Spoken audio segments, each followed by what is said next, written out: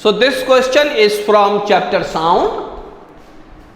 Question ये 2018 का AMU 11th और डिप्लोमा इंजीनियरिंग एंट्रेंस टेस्ट का सवाल है। क्वेश्चन चैप्टर साउंड से है, फिजिक्स के।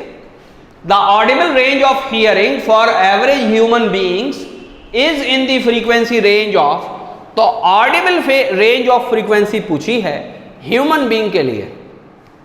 याद रखिए कि हमारे जो कान हैं ये एक पर्टिकुलर रेंज है फ्रीक्वेंसी की, उतनी ही फ्रीक्वेंसी की जो वेव्स टकराएंगी जब हमारे कान के पर्दे से, तो हम सुन पाएंगे। बात समझ में आई? अगर उस रेंज से नीचे या उस रेंज से बाहर की फ्रीक्वेंसी हमारे कान के पर्दे से टकराएंगी तो हम उसको नहीं सुन पाएंगे। इस तरह के क्वेश्चन जो होते हैं वो बिल्कुल क्लियर कट होते हैं, या तो आप उनको जानते हैं या आप उनको नहीं जानते हैं।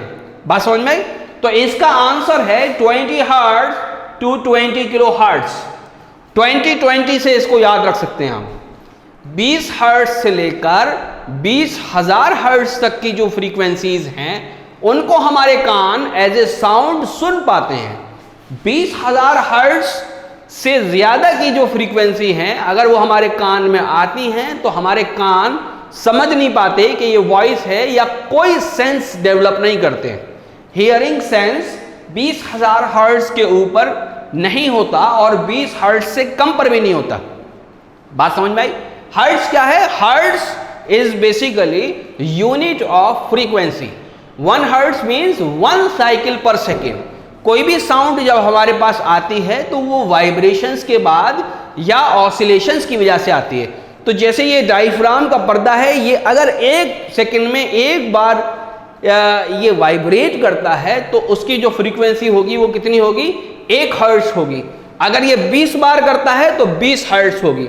तो यानी अगर डायफ्राम 1 सेकेंड में एक बार आगे जाकर पीछे आता है तो हमको आवाज़ क्रिएट नहीं होगी, या जो भी क्रिएट होगी वो हमें सुनाई नहीं देगी। कम से कम वो 1 सेकेंड में 20 बार उसका वाइब्रेट करना ज़रूरी है। ठीक?